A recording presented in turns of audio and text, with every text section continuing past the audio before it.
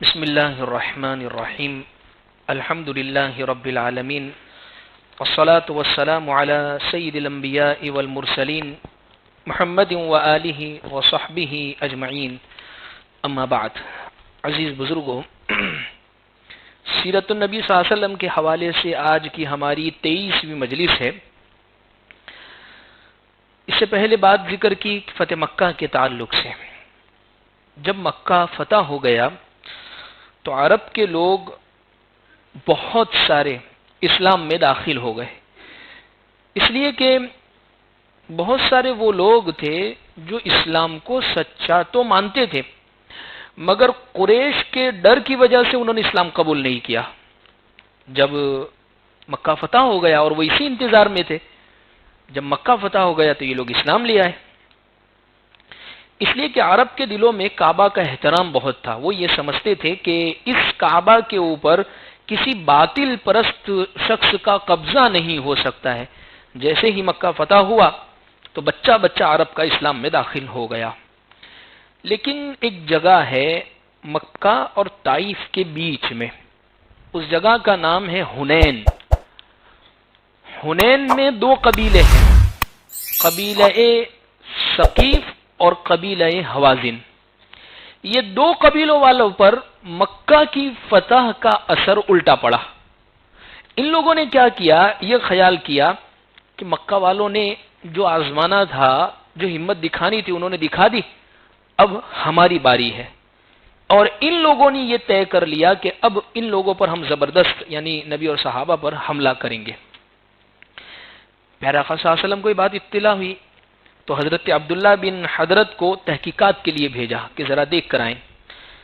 تو انہوں نے وہاں سے واپس آ کر یہ جو قبیلے جو جنگی تیاری میں لگے ہوئے تھے حضور کو آ کر سنایا حال کہ ثقیف اور حوازن انہوں نے سب اطراف کے قبیلوں کو جمع کر لیا ہے اور ان کا جو سردار ہے مالک بن عوف وہ سپہ سالار بنا ہے، اور ایک 100 برس کا بوڑھا درید بن سما جو عرب کا ایک مشہور شاعر ہے اور بڑا بہادر مانا جاتا ہے، اس کو بھی میدان میں جنگ میں لائے ہیں.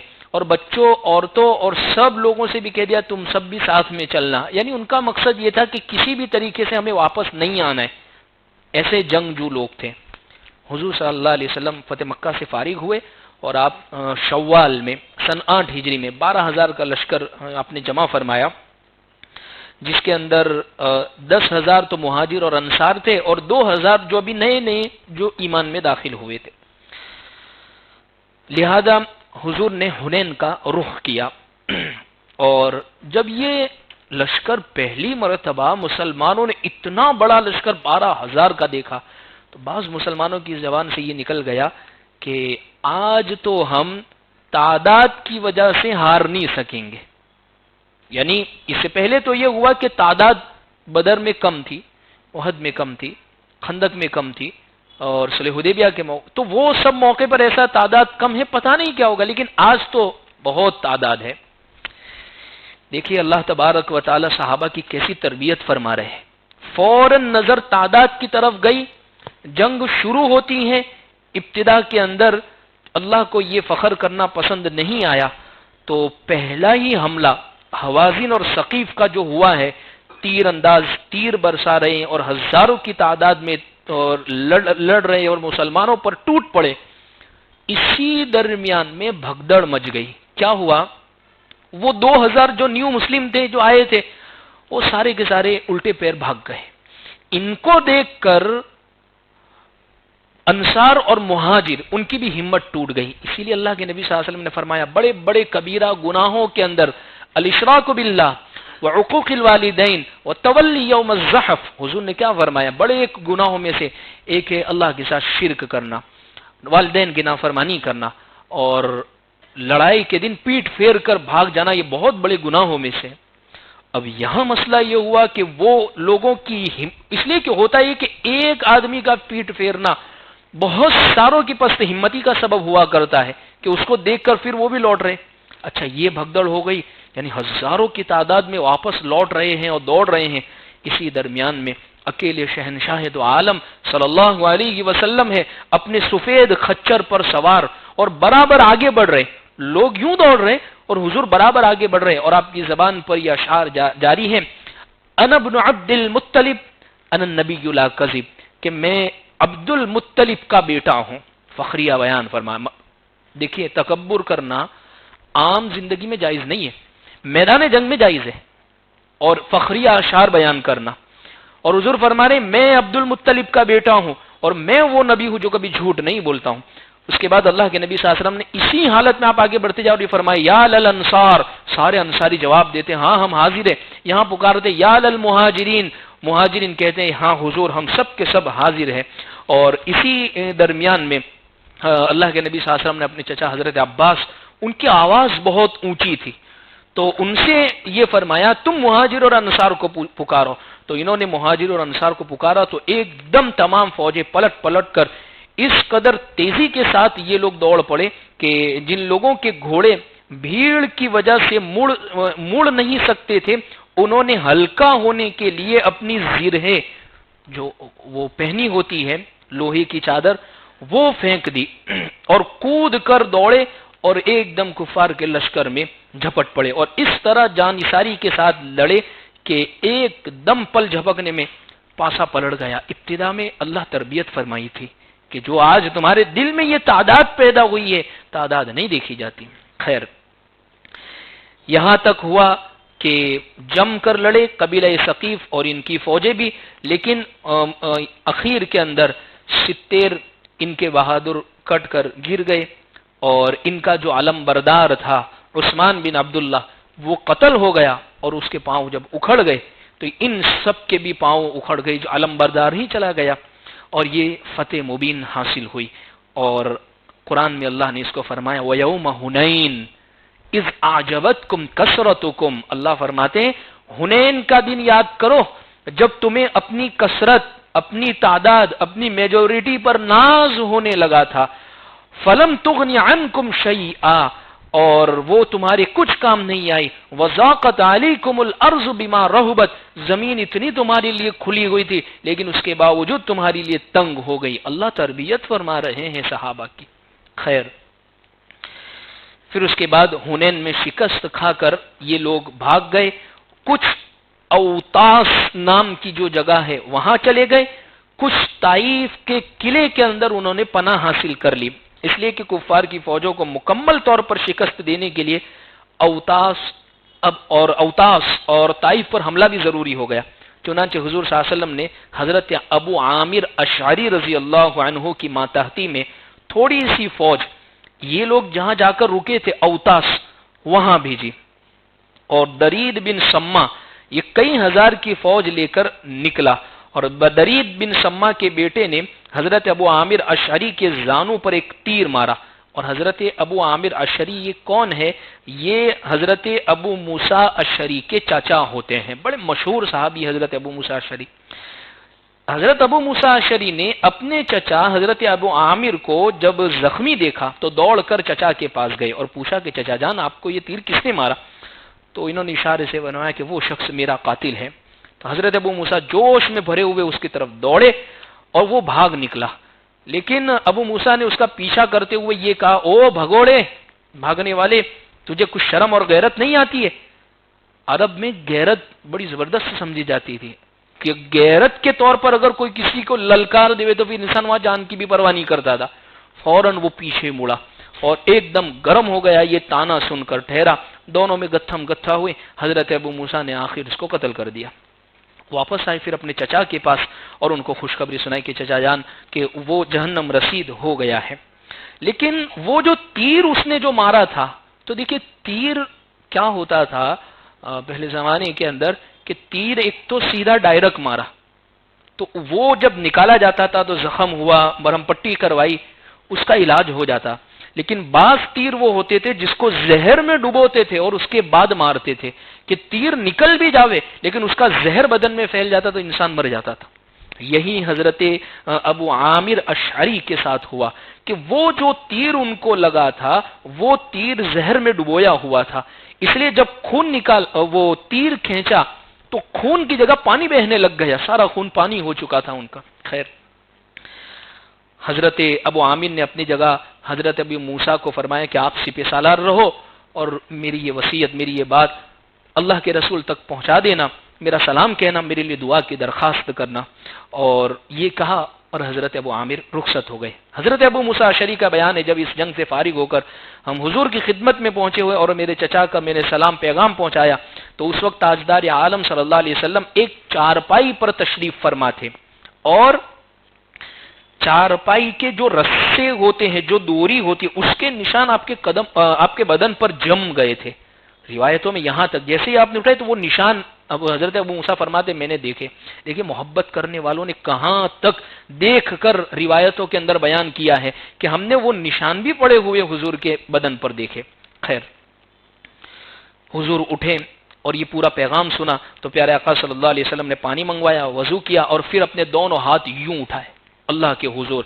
حضرت ابو موسیٰ فرماتے اتنے لمبے حضور نے ہاتھ اٹھائے کہ آپ کے بغل کی سفیدی مجھے نظر آنے لگ گئی، اور یہ دعا فرمائی، یا اللہ تو ابو عامر کو قیامت کے دن بہت سے انسانوں سے زیادہ بلند مرتبہ دینا۔ یہ جب دعا کا موقع ہے، کرم کی بارش ہو رہی ہے، تو حضرت ابو موسیٰ اشعری بھی بول پڑے، حضور میرے لیے بھی کچھ دعا آپ فرما دیجئے۔ تو فرمایا کہ اے اللہ تو عبداللہ بن قیس ابو موسیٰ اشعری کا نام ہے، ان کے بھی گناہوں کو بخش دے اور ان کو بھی قیامت کے دن عزت والی جگہ عطا فرمانا۔ بہرحال حضرت ابو موسیٰ اشعری نے درید بن سما کے بیٹے کو قتل کیا اور اسلامی عالم کو اپنے ہاتھ میں لیا۔ درید بن سما یہ بوڑھاپے کی وجہ سے ایک ہودج پر، اوپر ایک سواری کے اوپر، گھوڑا یا کسی اونٹ پر وہ سوار تھا، تو حضرت ربیعہ بن رفیع رضی اللہ عنہ نے اسی کی تلوار سے وہ مارنے کے لیے آگے بڑھا تو اسی کی تلوار پکڑی اور وار پلٹ کے اسی کو رسید کر دی وہی تلوار۔ اس کے بعد کفار کی فوجوں نے ہتھیار ڈال دیے، سارے کے سارے گرفتار ہو گئے، اور یہ سب قیدی ہو کر آ رہے ہیں قبیلہ اوتاس والے۔ انہی میں حضور کی ایک بہن، دودھ شریک بہن کہ حضرت حلیمہ سعدیہ کی بیٹی حضرت شیمہ، وہ بھی قید ہو کر آئی اور لوگوں نے ان کو گرفتار کیا تو انہوں نے کہا کہ میں تمہارے نبی کی بہن ہوں، اور مسلمان ان کو پہچان کے لیے بارگاہ نبوت میں لائے تو حضور نے ان کو پہچان لیا، اور جوش محبت میں آپ کی آنکھیں نم ہو گئی۔ آپ نے اپنی چادر مبارک بچھا کر ان کو بٹھایا اور کچھ اونٹ، کچھ بکریاں ان کو دے کر فرمایا کہ تم آزاد ہو۔ دیکھو بہنوں کے حقوق ایسے ادا کیے جاتے ہیں، ہم تو وراثتوں میں بھی بہنوں کے حق کھا جاتے ہیں۔ آپ دیکھیے کہ وہ قید ہو کر آ رہی ہے، اس کے باوجود کتنا نرم سلوک ہے۔ اور پھر فرمایا کہ شیمہ اگر تمہارا جی چاہے تو میرے گھر چل کر رہو، اور اگر تمہارا جی چاہے تو جہاں تمہارا گھر ہے وہیں پر چلی جاؤ۔ تو شیمہ اپنے ہی گھر چلی گئی۔ پھر اس کے بعد یہ جو جنگ ہوئی تھی حنین کی، حنین سے بھاگنے والے کچھ چلے گئے تھے اوتاس اور کچھ چلے گئے تھے طائف۔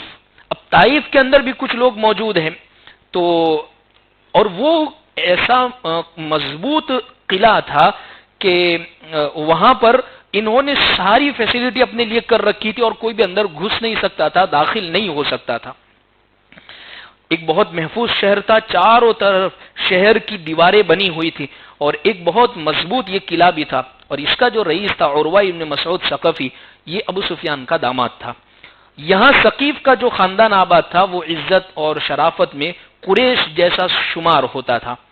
کفار کی تمام فوجیں سال بھر کا راشن جمع کر لیا اور طائف کے قلعے میں آ کر رہنے لگ گئی۔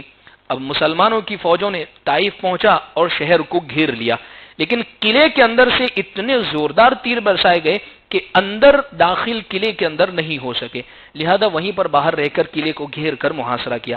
حضور صلی اللہ علیہ وسلم نے جب جنگ یعنی بہت دن ہو گئے، یعنی یہاں پڑے رہتے 18 دن ہو گئے، لیکن کوئی مسئلہ ہی حل نہیں ہو رہا ہے، تو حضور صلی اللہ علیہ وسلم نے ماہروں سے مشورہ کیا کہ بھئی کیا کیا جائے اب؟ تو نوفل بن معاویہ رضی اللہ عنہ عرض کیا، یا رسول اللہ لومڑی اپنے بھٹ میں گھس گئی ہے، یعنی اس کی جو جگہ ہے وہاں اندر وہ گھس گئی، اگر کوشش جاری رہی تو پکڑ لی جائے گی، یعنی یہ کوشش کرتے رہے، لیکن اگر اس کو چھوڑ دیا جاوے گا تو بھی اس سے کوئی اندیشہ نہیں ہے، یعنی ایسا نہیں کہ ان کو چھوڑ کر چلے جائیں گے تو واپس آئیں گے، بس اب یہ پھنس گئے، اب یہ پد گیا ہے ان کا مسئلہ۔ تو اللہ کے نبی صلی اللہ علیہ وسلم نے یہ برائی پسند آئی کہ اب زیادہ دن ٹھہرنا نہیں ہے، اور حضور نے کہا کہ بھی محاصرہ اٹھا لو اور چلو۔ طائف کے محاصرے میں بہت سارے مسلمان زخمی ہوئے، 12 صحابہ شہید ہوئے، 7 قریش، 4 انصار اور 1 بنو لیث میں۔ زخمیوں میں حضرت ابو بکر صدیق رضی اللہ عنہ کے بیٹے حضرت عبداللہ وہ بھی زخمی ہوئے تھے اور بڑا گہرا زخم ان کو لگا تھا۔ خیر، پھر اس کے بعد پیارے آقا صلی اللہ علیہ وسلم نے طائف کے اندر اپنا ایک جگہ پر خیمہ لگوایا اور وہیں پر آپ نے آرام فرمایا، اور اسی جگہ پر طائف والوں نے، قبیلہ ثقیف کے لوگوں نے بعد میں ایک مسجد بھی بنا دی۔ اور جب حضور نے طائف کا ارادہ فرمایا تو حضرت طفیل بن عمرو دوسی کو ایک لشکر کے ساتھ بھیجا کہ ذوالکفین کے جو بت خانے ہیں جہاں وہ لوگ پرستش کیا کرتے ہیں اس کو ختم کر دے وے اور لوگوں کو دین کی طرف دعوت دے وے۔ چنانچہ طفیل بن عمرو دوسی نے اس پر عمل کیا اور 4 دن اس مہم کو پار کرنے کے اندر ان کو لگ گئے، یعنی وہ تمام چیزوں کو ختم کرنے میں، اس لیے کہ ذوالکفین سے قلعہ توڑنے کے لیے منجنیق وہ آلات وغیرہ لے کر آئے تھے۔ منجنیق یعنی گوفن جس کو کہتے ہیں، یعنی جس کو ایک یوں سمجھ لے توپ کی طرح وہ کام کرتی، تو اس کو اس کے ذریعے سے توڑا گیا۔ اور اسلام میں سب سے پہلی مرتبہ جب منجنیق چلائی گئی تھی تو یہ ہے۔ خیر، اسی طرح حضور صلی اللہ علیہ وسلم نے حضرت علی رضی اللہ عنہ کو بھیجا کہ طائف کے اطراف میں جو الگ الگ جگہوں پر ثقیف کے قبیلے کے جو بت خانے بنے ہوئے ہیں اس کو بھی بتوں سے پاک کر دیا جاوے۔ پھر اس کے بعد پیارے آقا صلی اللہ علیہ وسلم طائف سے روانگی کے وقت صحابہ کرام کو صحابہ کرام نے کہا کہ یا رسول اللہ آپ قبیلہ ثقیف کے کفار کے لیے ہلاکت کی دعا فرما دیجئے۔ صحابہ یہ کہہ رہے، حضور کیا کہہ رہے؟ اللہم اہدی ثقیفا واتی بہم، اے اللہ تو قبیلہ ثقیف کو ہدایت دے اور ان کو میرے پاس لے آ۔ حضور نے کبھی کسی کے بددعا کی دعا نہیں فرمائی، بددعا نہیں دی، ہلاکت کی دعا نہیں کی، اور یہی ہوا آپ کی دعا یہ مقبول ہو گئی۔ اور کچھ زمانے کے بعد قبیلہ ثقیف کا وفد پورا کے پورا مدینہ آیا اور مسلمان ہو گیا۔ طائف سے جب یہ روانہ ہوئے تو جعرانہ کی جو مسجد جو بنی ہوئی ہے جہاں بڑا عمرہ کرنے کے لیے حجاج کرام اور معتمرین جاتے ہیں، تو وہاں جعرانہ نام کی جگہ پر حضور تشریف لے گئے، اور یہاں مال غنیمت کا ایک بہت بڑا ذخیرہ تھا۔ کتنا مال غنیمت تھا؟ 24,000 اونٹ، 40,000 بکریاں، کئی من چاندی، 6,000 قیدی، اور اس کے علاوہ اور بہت ساری چیز۔ پھر اس کے بعد اللہ کے نبی صلی اللہ علیہ وسلم نے جنگ کے قیدیوں کے بارے میں یہ مشورہ کیا کہ ان کے رشتہ داروں کے آنے کا انتظار کیا جائے، اگر کوئی آتا ہے ان کو لینے کے لیے تو ہم ان کو چھوڑ دیں گے۔ کئی دن گزر گئے، جب نہیں آئے تو پیارے آقا صلی اللہ علیہ وسلم نے یہ سب چیزوں کو تقسیم کر دینے کا حکم دیا، اور جو نئے نئے مسلمان ہوئے تھے ان کو بہت بڑی تعداد میں حضور نے دیا، یہاں تک کہ ایک ایک آدمی کو 300 اونٹ، 400 اونٹ، کسی کو 200 بکریاں، کسی کو اتنا سارا سونا دے دیا، یعنی آپ کی سخاوت تو ایسے چلتی تھی۔ خیر، اب ایک اہم واقعہ اس میں یہ ہو گیا کہ جیسے بعض مرتبہ ایسا ہوتا ہے، جب ان لوگوں کو جو مکہ کے نئے نئے مسلمان تھے ان کو جب بہت سارا دیا تو بعض مدینہ کے انصاریوں میں سے بالکل نئی عمر کے نوجوان صحابہ، ان کی زبان سے یہ جملہ نکل گیا کہ رسول اللہ صلی اللہ علیہ وسلم قریش کو اس قدر دے رہے اور ہم لوگوں کا کچھ بھی خیال نہیں فرما رہے، حالانکہ ہماری تلواروں سے خون ٹپک رہا ہے، یعنی جب ہم نے کتنی مدد کی ہے۔ اور انصار کے کچھ نوجوانوں نے آپس میں یہ بھی کہہ دیا اور اپنی دل شکنی کا اظہار کیا کہ بہت ہمارا دل ٹوٹ گیا ہے کہ کیوں ایسا ہوا ہے کہ جب شدید جنگ کا موقع تو انصاریوں کو بلایا جاتا ہے اور جب غنیمت تقسیم کی تو دوسروں کو دے دیا۔ آپ صلی اللہ علیہ وسلم نے جب یہ چرچا سنا تو فرمایا انصاریوں کو کہ سب کے سب ایک خیمے میں آ جاؤ، آپ لوگ صرف انصاری ہوں گے، کوئی بھی مہاجر اس خیمے میں نہیں ہوگا۔ اور اس کے بعد حضور نے فرمایا کہ اے انصاری، اے میرے مدینہ والو، کیا تم لوگوں نے یہ کہا ہے؟ تو لوگوں نے عرض کیا یا رسول اللہ، ہمارے بڑے بڑے سرداروں میں سے، عمر دراز لوگوں میں سے کسی نے بھی ایسی بات نہیں کی ہے، یہ تو چند نئی عمر کے جو لڑکے ہیں انہوں نے جوش میں یہ چیز کہہ دی ہے۔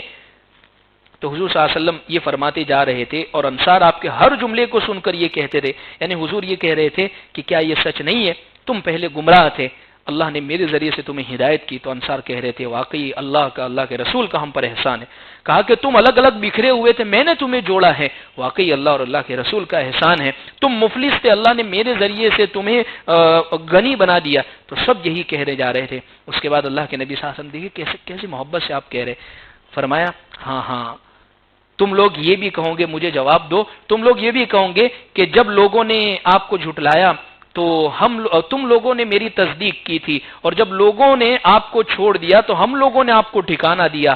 ہاں ہاں تم یہ بھی میرے اوپر احسان جتلاؤ گے، ہاں ہاں تم میرے اوپر یہ بھی احسان جتاؤ گے کہ جب ہم بے سر و سامانی میں تھے تو تم ہی لوگوں نے ہمارے ساتھ احسان کا معاملہ کیا۔ ہاں ہاں تم میرے ساتھ یہ بھی کہو گے کہ ہم ہی نے تم کو ٹھکانہ دیا۔ جو انصاری بالکل بوڑھے عمر رسیدہ عمر دراز لوگ بڑے سردار تھے، وہ چیخے مار مار کر رونے لگ گئے کہ کس نے اپنی زبان سے یہ بات کی۔ لیکن اللہ کے نبی صلی اللہ علیہ وسلم نے فرمایا اے انصاریو، لیکن ایک بات ہے، ایک سوال میں تم سے کرتا ہوں، تم اس کا مجھے جواب دو کہ کیا تم لوگوں کو یہ پسند نہیں ہے کہ لوگ تو یہاں سے مال دولت دوسری جائیدادیں لے کر اپنے گھر جاوے اور تم اللہ اور اللہ کے رسول کو اپنے لے کر گھر جاؤ گے؟ سب نے ایک زبان ہو کر کہا کہ واقعی ہمیں اس بات کو بہت زیادہ پسند ہے۔ پھر اس کے بعد پیارے آقا صلی اللہ علیہ وسلم نے انصار کی زبردست فضیلت بیان فرمائی اور فرمایا کہ انصاریوں، اگر ہجرت نہیں ہوتی تو میں انصار میں سے ہوتا، یعنی ہجرت ہوئی اور میں یہاں آیا، اگر ہجرت ہوتی ہی نہیں تو میں تو انصاریوں میں یہیں پر ہوتا۔ اور پھر فرمایا اگر کسی وادی کوئی گھاٹی میں کچھ لوگ چل رہے اور کسی جگہ پر انصار چل رہے تو میں انصار والی جگہ پر چلنے کو زیادہ پسند کروں گا۔ انصاری بہت خوش ہو گئے۔ پھر اس کے بعد مال غنیمت تقسیم کر کے فارغ ہو گئے تو قبیلہ بنو سعد کے رئیس زہیر ابو سرد یہ چند معزز لوگوں کے ساتھ حضور کی خدمت میں حاضر ہوئے اور درخواست کی اور ایسی زبردست تقریر کی ہے جس کا خلاصہ کہ اے محمد صلی اللہ علیہ وسلم، آپ نے ہمارے خاندان کی ایک عورت حلیمہ کا دودھ پیا ہے۔ وہیں کے خاندان کے یہ لوگ تھے، وہیں پر تھے۔ طائف سے تھوڑا سا آگے چلتے تو قبیلہ بنو سعد آتا ہے اور وہی سب آپس میں یہیں پر حوازن وہ سب وہیں پر ہے یہ قبیلے۔ تو یہ لوگ آ کے کہہ رہے کہ جن لوگوں کو آپ نے قید کیا ہے دراصل آپ نے وہیں کی ایک عورت، ہمارے ہی خاندان کی ایک عورت حلیمہ کا دودھ پیا ہے۔ آپ نے جن عورتوں کو ان چھپروں میں قید کر رکھا ہے ان میں سے بہت سی آپ کی رضائی پھوپھیاں ہیں، بہت سی آپ کی خالائیں ہیں۔ خدا کی قسم اگر عرب کے بادشاہوں میں سے کسی بادشاہ نے ہمارے خاندان کی کسی عورت کا دودھ پیا ہوتا تو ہم کو اس سے بہت زیادہ امیدیں ہوتی۔ آپ سے تو ہماری توقعات اس سے بھی کہیں زیادہ ہے کہ آپ ان سب کو رہا کر دیجئے۔ زہیر کی تقریر سن کر حضور بہت متاثر ہوئے اور آپ نے فرمایا کہ میں نے آپ لوگوں کا بہت زیادہ انتظار کیا۔ حضور نے کتنا انتظار کیا، مگر آپ لوگ آنے میں بہت آپ نے دیر کر دی۔ بہرحال میرے حصے میں، میرے خاندان والوں کے حصے میں جو بھی لونڈی اور جو بھی غلام آئے میں ان سب کو آزاد کرتا ہوں۔ تو وہ دوسرے کی بھی سفارش، حضور دوسرے کے متعلق، تو حضور نے کہا ایک تدبیر میں بتاتا ہوں کہ جس وقت ظہر کی نماز کا وقت ہو، ہم نماز کے لیے حاضر ہو، تو ایسے موقع پر آپ آنا اور مجمع کے سامنے آ کر مجھ سے یہ کہنا کہ اپنے خاندان والوں پر ہمارے خاندان والوں پر آپ رحم کیجئے اور ہماری سفارش کو قبول کر لیجئے۔ میں اس وقت سارے کے سارے لوگوں کو آزاد کروں گا۔ جیسے کہ ظہر کی نماز کا وقت ہوا، وہ آئے اور یہ تمام تقریر کی، حضور نے کہا کہ میں سب کو میرے متعلق ہے، میرے پاس جو آئے ہیں ان کو سب کو میں آزاد کرتا ہوں۔ صحابہ نے جب دیکھا تو دھڑا دھڑ سب نے آزاد کرنا شروع کر دیا۔ دفعتاً چند ہی منٹوں کے اندر 6000 جنگ کے قیدی وہ آزاد کر دیے گئے۔ بخاری شریف میں آتا ہے کہ حضور صلی اللہ علیہ وسلم 10 دنوں تک قبیلہ حوازن کے وفد کا انتظار فرماتے۔ جب وہ لوگ نہیں آئے تو آپ نے مال غنیمت اور قیدیوں کو مجاہدین میں تقسیم فرما دیا۔ اس کے بعد جب قبیلہ حوازن کا وفد آیا اور انہوں نے اپنے اسلام کا اعلان کر دیا تو اور یہ درخواست کی کہ ہمارے مال اور قیدیوں کو آپ چھوڑ دیجئے، تو حضور نے فرمایا دونوں میں سے کوئی ایک بات کو میں پسند کرتا ہوں۔ تو انہوں نے کہا کہ ہاں آپ ہمارے قیدیوں کو، ہمارے جو مرد و عورتیں ہیں آپ ان کو چھوڑ دیجئے۔ خیر اللہ کے نبی صلی اللہ علیہ وسلم نے ان کو رخصت کر دیا۔ پھر اس کے بعد رسول اللہ صلی اللہ علیہ وسلم نے حوازن کے وفد سے یہ پوچھا کہ مالک بن عوف کہاں ہے، وہ جو سردار؟ تو انہوں نے بتایا کہ وہ ثقیف کے ساتھ طائف میں، قبیلہ ثقیف کو لے کر وہ طائف میں۔ آپ نے فرمایا کہ تم لوگ مالک بن عوف کو خبر دو، اگر وہ مسلمان ہو کر میرے پاس آ جائے تو میں اس کا سارا مال اس کو واپس دے دوں گا، اس کے علاوہ اس کو 100 اونٹ اور دوں گا۔ مالک بن عوف کو یہ جب خبر ہوئی تو رسول اللہ صلی اللہ علیہ وسلم کی خدمت میں مسلمان ہو کر حاضر ہوئے اور حضور نے ان کا سارا کے سارا مال ان کے حوالے کر دیا اور وعدے کے مطابق 100 اونٹ بھی ان کو عنایت کیے۔ یہ آپ کے اخلاق سے متاثر ہو کر مالک بن عوف نے بہت سارے اشعار حضور کی شان میں کہے۔ پھر اس کے بعد نبی کریم صلی اللہ علیہ وسلم یہیں پر یہ جورانہ کے مقام میں سب کچھ ہو رہا ہے۔ پھر حضور نے عمرہ کا ارادہ فرمایا اور احرام باندھ کر مکۃ المکرمہ تشریف لے گئے اور عمرہ ادا کرنے کے بعد پھر مدینہ واپس تشریف لائے اور ذوالقعدہ سن 8 ہجری کے اندر، ذوالقعدہ یعنی 11واں اسلامی مہینہ، اس وقت آپ مدینہ میں واپس تشریف لائے جو گئے تھے فتح مکہ کے وقت۔ اسی سال کے متفرق واقعات، حضور کے یہاں حضرت ابراہیم رضی اللہ عنہ کی پیدائش ہوئی حضرت ماریہ قبطیہ کے یہاں سے، اور ان کی عمر 1.5 سال تھی اور 1.5 سال کی عمر میں ان کی وفات ہو گئی۔ حضور کی نرینہ اولاد ایک بھی زندہ نہیں رہی، اور لڑکیوں والی اولادوں میں بھی 3 لڑکیاں تو آپ کے سامنے ہی دنیا سے رخصت ہو گئی، اور حضرت فاطمہ رضی اللہ عنہ آپ کے 6 مہینے کے بعد آپ سے جا کر مل گئی۔ اس سے دنیا کو ایک سبق دیا کہ جب حالات آوے، حادثات آوے زندگی میں، تو نبی صلی اللہ علیہ وسلم کی زندگی کو دیکھیں گے تو صبر مل جائے گا۔ خیر، جس دن حضرت ابراہیم رضی اللہ عنہ کا انتقال ہوا اس دن سورج گرہن ہو گیا، تو لوگوں نے یہ بات چلا دی۔ اس سے پہلے بھی لوگ یہ کہتے تھے کوئی بہت بڑا آدمی کا انتقال ہوتا ہے تو آسمان بھی اس کے اوپر روتا ہے، جیسے بعض مرتبہ بارش ہوتی ہے تو ہم بھی کہتے تھے کہ دیکھو کتنے بڑے آدمی کا آسمان اس پر رو رہا ہے۔ کبھی یہ سورج گرہن ہو گیا تو لوگوں کا یہ عقیدہ تھا کہ دیکھو آسمان پر بھی غم طاری ہو گیا ہے ان کی وفات کے اوپر، تو حضور نے یہ عقیدہ ختم فرمایا کہ یہ سورج اور چاند اللہ کی نشانیوں میں سے ایک نشانی ہے، اللہ جب چاہے ان کے نور، ان کی روشنی کو ختم کر دے، یہ کسی کی موت پر، کسی کی پیدائش پر ان کو گرہن نہیں لگتا ہے۔ اس کے بعد اللہ کے نبی صلی اللہ علیہ وسلم نے نماز کسوف، جو سورج گرہن کی نماز ہے، ہم نے بھی کچھ دنوں پہلے یہاں پر 2-3 سال پہلے ادا فرمائی تھی، وہ ادا فرمائی۔ اسی سال حضور صلی اللہ علیہ وسلم کی صاحبزادی حضرت زینب رضی اللہ عنہا، ان کی بھی وفات اسی سال میں ہوئی ہے۔ اسی سال مدینہ میں غلے کی جو قیمتیں ہیں وہ بہت زیادہ بڑھ گئی، تو صحابہ کرام نے یہ درخواست کی یا رسول اللہ غلے کا کوئی بھاؤ وہ آپ طے کر دیجئے، مارکیٹ کی کچھ ویلیو۔ تو حضور نے فرمایا ان اللہ هو المسعر القابض الباسط الرزاق، حضور نے فرمایا کہ اللہ ہی بھاؤ مقرر کرتے ہیں، اللہ ہی روزی کو تنگ کر دیں، اللہ ہی کشادہ کرتے، اللہ ہی روزی دینے والا۔ یعنی دیکھیں کتنی پیاری بات ہے کہ قیمت آج کل یہی ہو رہا ہے، قیمتیں آسمان کو چھو رہی ہے تو ایک بھاؤ نکی ہو گیا، لیکن جب وہ قیمتیں نیچے اترتی ہے تو بھاؤ وہیں پر فکس ہو جاتا ہے۔ اللہ کے نبی نے فکس نہیں کیا، فرمایا یہ تنگی کا موقع ہے، انشاءاللہ اللہ آئندہ بھی آسانی کریں گے۔ تو وہی ہوا، جو جیسا ریٹ تھا یعنی جتنا آسانی کے ساتھ ملتا تھا، جتنا سستا اسی کے مطابق انہوں نے بیچنا شروع کیا۔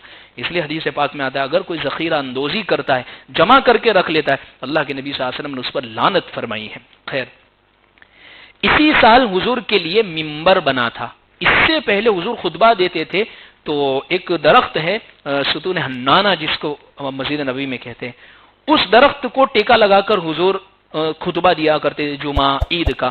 لیکن ایک عورت نے حضور صلی اللہ علیہ وسلم کے لیے ممبر بنا کر آپ کی خدمت میں بھیجا، تو حضور وہ ممبر پر آئے، اور بڑا مشہور سا واقعہ، جب ممبر کو چھوڑا تو وہ درخت کا تنا رو پڑا آپ کی جدائی کے اندر کہ اب تک تو حضور مجھے چونٹ کر، مجھے لگ کر خطبہ دیتے تھے، اب مجھے جدائی۔ تو حضور نے اس کو ایسے گلے لگایا جیسے ایک بچہ چھوٹا بلک بلک کر روتا